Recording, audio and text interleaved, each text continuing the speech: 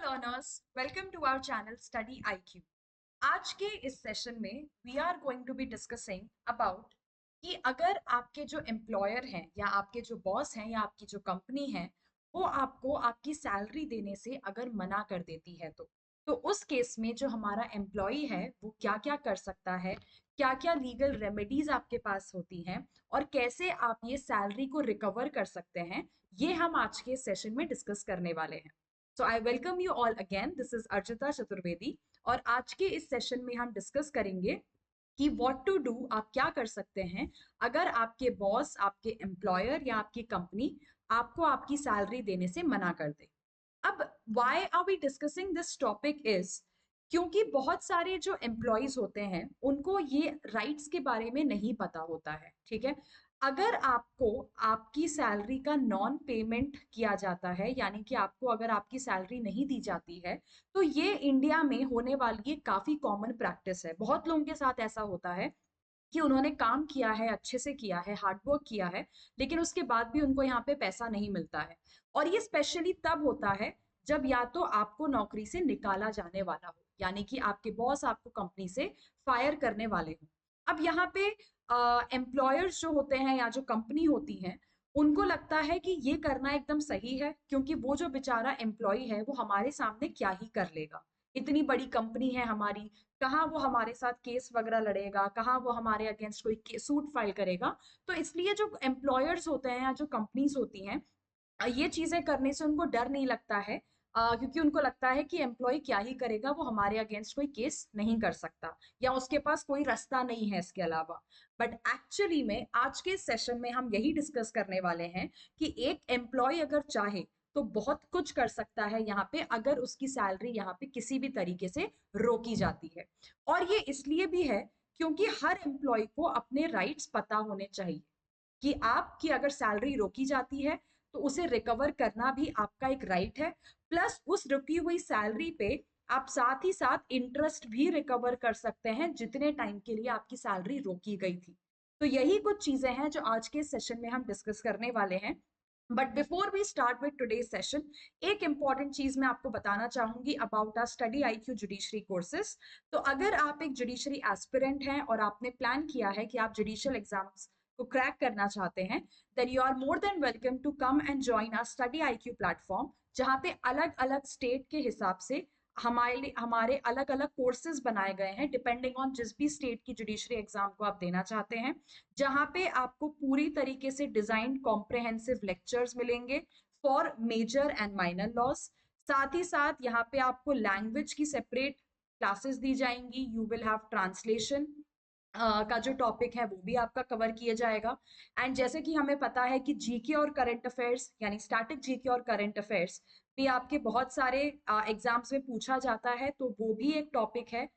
जो आपका इस कोर्स में कवर किया जाता है. एंड साथ ही साथ बात आती है जब प्रैक्टिस की, तो that is a very important thing to do. तो हर स्टेट के हिसाब से हमने सेपरेट मॉक टेस्ट सीरीज भी डिजाइन की हुई है जिसे आप ज्वाइन कर सकते हैं, ताकि आपको एग्जैक्ट एग्जाम फील मिल सके, आप एग्जैक्ट पेपर समझ सके कि कैसा एग्जैक्ट आपसे उस स्टेट जुडिशरी का एग्जाम पूछे जाएगा. ओके,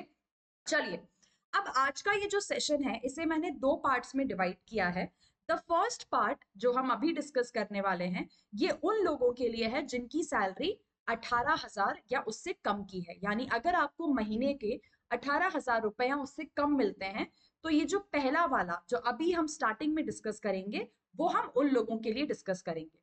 तो अगर आप एक ऐसे एम्प्लॉय हैं जो महीने के 18,000 रुपए या उससे कम कमाते हैं और अगर आपके एम्प्लॉयर आपकी सैलरी आपको नहीं दे रहे हैं, तो सबसे पहले तो आप यहाँ पे क्या कर सकते हैं, उनको एक लीगल नोटिस भेज सकते हैं. लीगल नोटिस भेजते हुए आपको कुछ बातों का ध्यान रखना है कि आपके साथ ये सारे डॉक्यूमेंट्स तैयार रहने चाहिए, क्योंकि लीगल नोटिस के साथ आपको ये सारी चीजें भी उनको भेजनी पड़ेंगी, क्योंकि ये सारे आपके प्रूफ्स हैं, ये सारे आपके एविडेंसेस हैं कि क्यों आप वो सैलरी डिजर्व करते हैं और आपसे वो गलत तरीके से छीनी जा रही है. तो आपका और कंपनी के बीच में जो एम्प्लॉयमेंट कॉन्ट्रैक्ट होगा जो आपने साइन किया होगा ज्वाइन करते टाइम, उसकी एक कॉपी आपको रखनी है. साथ ही साथ आपके बैंक स्टेटमेंट का रिकॉर्ड कि आपके बैंक में किसी भी तरीके से सैलरी नहीं भेजी गई है कंपनी के द्वारा. और तीसरा है आपका यहाँ पे और भी अगर कोई बेनिफिट्स आपको मिल रहे थे और साथ में अगर आपके पास कोई अपॉइंटमेंट लेटर है, तो ये सारी चीजें आपको अटैच करके उस लीगल नोटिस में अपनी कंपनी को या एम्प्लॉयर को भेजना है।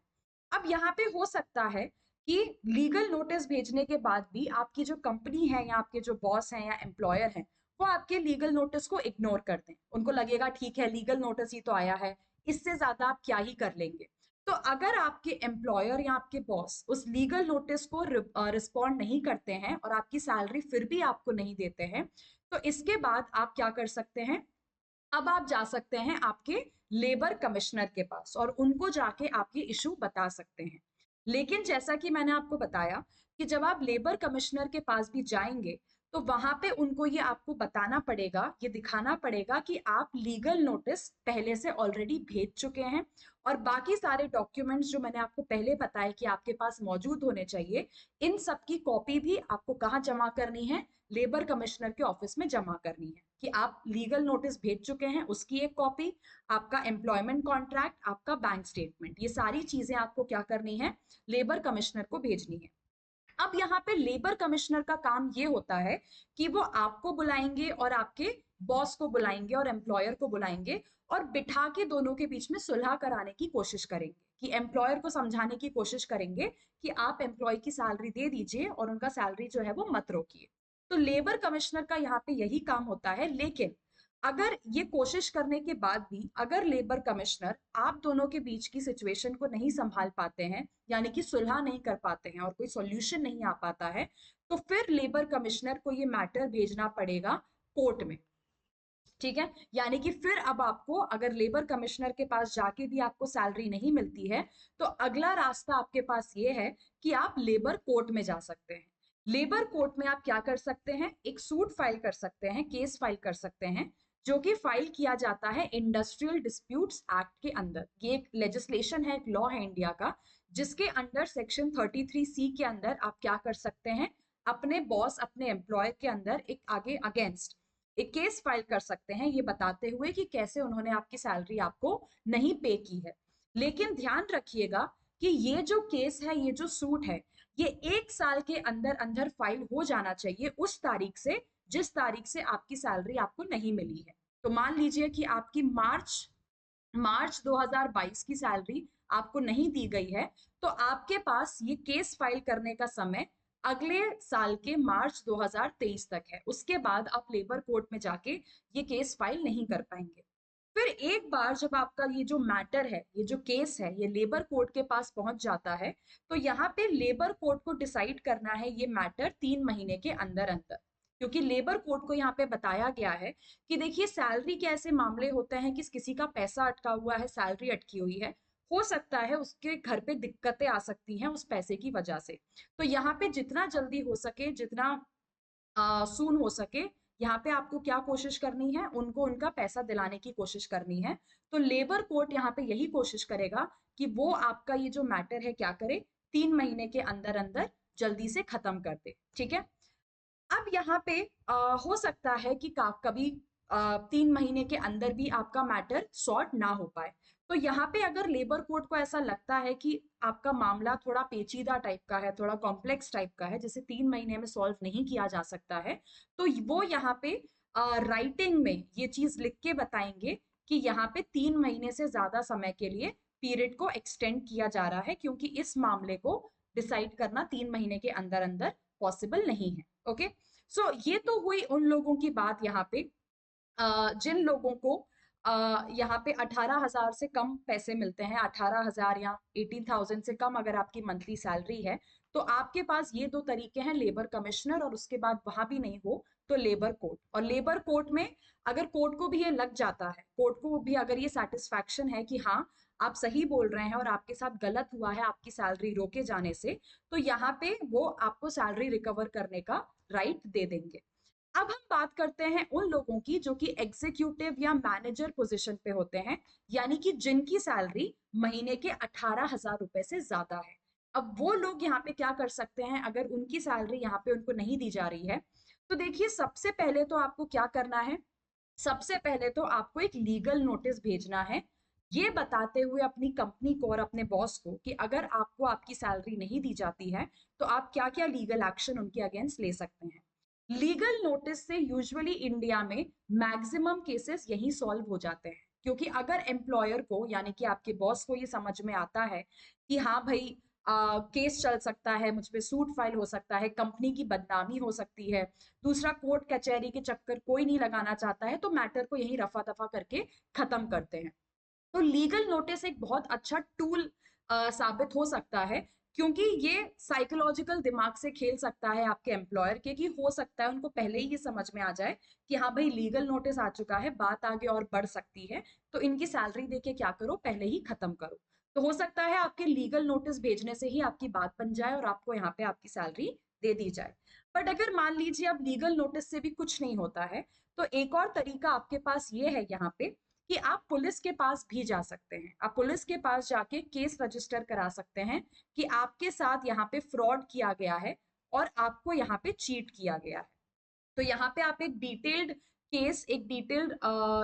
जो पूरा डिटेल्स हैं, वो आप पूरे यहाँ पे पुलिस को बताएंगे कि किस तरीके से आपके साथ यहाँ पे फ्रॉड और चीटिंग हुई है और आपकी सैलरी आपको नहीं दी जा रही है। तो ये है आपके पास पहले दो तरीके। और तीसरा तरीका एक और ये है आपके पास कि अगर इनमें से भी कोई तरीका काम नहीं करता है, तो फिर आप इंडिया का जो सिविल लॉ है, जिसे हम सिविल प्रोसीजर कोड बोलते हैं, उसका ऑर्डर नंबर 37 है, जिसके अंदर आप क्या कर सकते हैं, सीधा कंपनी या अपने बॉस के अगेंस्ट यहाँ पे केस फाइल कर सकते हैं। अब यूजुअली यहाँ पे लोगों को क्या लगता है कि नहीं, हमें केस नहीं फाइल करना है, क्योंकि कोर्ट कचहरी के मामले, लीगल केसेस के मामले बहुत ज्यादा लंबे चलते हैं। लेकिन घबराइए मत, क्योंकि जैसे कि मैंने आपको बताया कि जहां जहां सैलरी के मैटर्स होते हैं, वहां पे कोर्ट में ये मैटर्स जल्दी चलाए जाते हैं, फास्ट बेसिस पे चलाए जाते हैं, जिसको एक टर्म भी बोला जाता है लीगल लैंग्वेज में, जिसे हम बोलते हैं समरी सूट। समरी सूट यानी कि बहुत ही कम टाइम में यहाँ पे केसेस को निपटाने की कोशिश की जाती है। तो ये भी एक इफेक्टिव तरीका है सैलरी रिकवर करने का। But as a person from a law background, मैं आपको यही सजेस्ट करूंगी कि सबसे पहले आप इस रास्ते पे मत जाइएगा। सबसे पहला तरीका जो आप कर सकते हैं वो यही है कि आप पहले तो अपने एम्प्लॉयर या ऑफिस से बात करने की कोशिश करिए, उनको बताने की कोशिश करिए कि वो जो कर रहे हैं वो गलत है। अगर वो भी नहीं काम करता है, फिर आप लीगल नोटिस भेजिए या फिर आप पुलिस के पास चीटिंग का केस फाइल कर सकते हैं। और जब ये सब भी काम ना करे, उसके बाद आप कोर्ट में जाइए, क्योंकि जैसे कि आपको पता है कि कोर्ट कचहरी थोड़ा टाइम टेकिंग और मनी कॉस्टिंग वाला प्रोसीजर होता है। तो आप उससे बच के ही चलें, या आपको उस रास्ते पे ना जाना पड़े, वैसा ही सबके लिए बेटर होगा। ओके,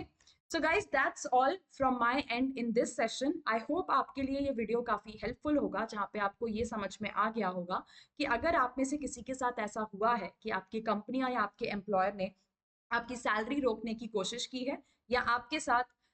कभी फ्यूचर में ऐसा हो सकता है, या कभी किसी आपके जान पहचान में किसी के साथ ऐसा हुआ हो, तो आप उनको ये चीजें बता सकते हैं। क्योंकि जैसा कि हम बोलते हैं कि भले ही आपने लॉ ना किया हो, बट हर सिटीजन को अपने बेसिक लीगल राइट्स पता होने चाहिए कि अगर आपके साथ कोई गलत कर रहा है, तो आप भी उसको ठीक करने के लिए एक रेमेडी के फॉर्म में बहुत सारी चीजें कर सकते हैं, अपनी हक की चीज को रिकवर करने के लिए। So thank you so much again for watching this video. I'll see you super soon with our next session. Take care. Bye bye. All the best.